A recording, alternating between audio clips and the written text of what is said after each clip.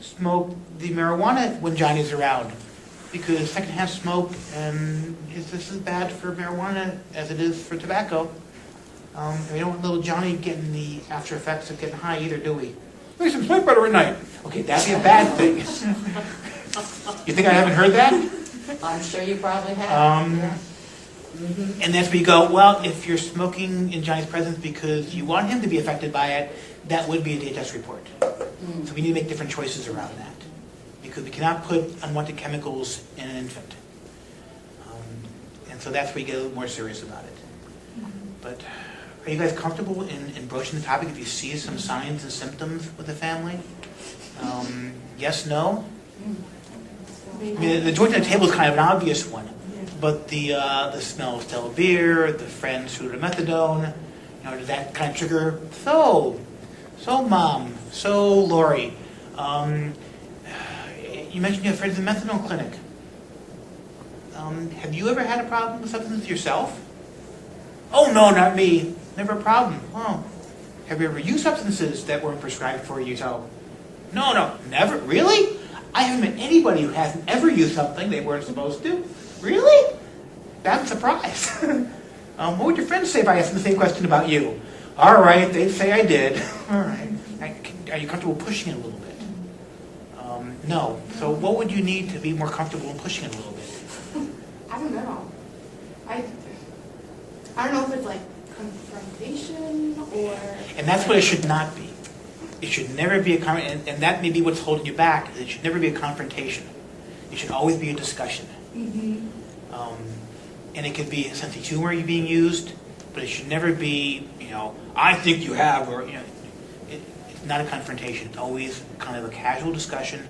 You're having conversations around things that impact their parenting, and whether it's their health, whether it's how active they are, the kind of parenting they do, share parenting versus foot parenting, whether it's the amount of sleep the child gets, whether it's nutrition and how they feed the child, whether it's their own substance use, whether it's how much they're online playing games, whether it's how much schooling they do and have homework, and how does that take away from the child's presence. All those kind of conversations should be the same kind of conversation. Matter of fact, mild, let's explore. Let's see what's in your life that might be impacting. It should never be a confrontation. As soon as you confront, you're closing off communication. Right, but like some of those topics I feel are way more personal than others. They're all personal. You're talking about parents about how to raise their child. This is all personal. And this all has an impact. We just talk with them about their physical health if they had the flu, and how they weren't able to couldn't get out of bed, how you managing to get little Johnny taken care of.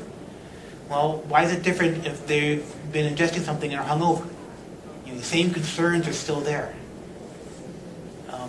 Treat it very matter of fact, and the more matter of fact you treat it, the more matter of fact they'll accept it. If you make it a big deal, unusual, I'm sorry, I don't mean to be personal. This might be embarrassing, but I have to ask this question. It's okay, you don't want to answer me, but I have to ask. The more you make it a big deal, the more they'll make it a big deal. And then they feel judged. And they feel judged because it's a big deal. Yeah. That's a great point, because if you're not comfortable, then it's like... If it comes to, I ask people things, of course, I've got a little different role than you guys do. I ask them things about them that they wouldn't tell their best friend. Right? That's part of my job, but very matter of fact. It's the role that I have. I need the information to be able to do my job. You guys have the information you need to do your job. It's ask it matter of factly, like it's a routine, like you guys ask this question all the time. And you do, or you should. So it doesn't become a big deal. And then it's not a big deal for them. If they react to it, then it's like, be surprised they're reacting to it. Oh, I'm sorry. This is just kind of information I need to figure out how things are going. You seem to be reacting strongly to that. Did you think I meant something by that? No. I wasn't calling you a drug addict. I was just wondering if sometimes you recreationally use something that might impact your parenting. Well, we always ask parents about their drug use during their pregnancy. Yeah. And, if they took prescribed or and if they're breastfeeding, that kind of information, because during pregnancy and during nursing. Yeah. So, are you on medications that might affect, your milk? Are you on any kind of thing recreationally? You know, anything prescribed, anything recreationally that might, come through be expressed in your milk, right? That's the normal question to be asked. You have reason to ask that question. So now little Tommy's been weaned. So same kind of question, but now it's about that it affects your parenting as opposed to affects what you're giving little Johnny. The more matter of fact you can make it, the more they'll take it that way. But I mean, that's best advice I can give you on that piece.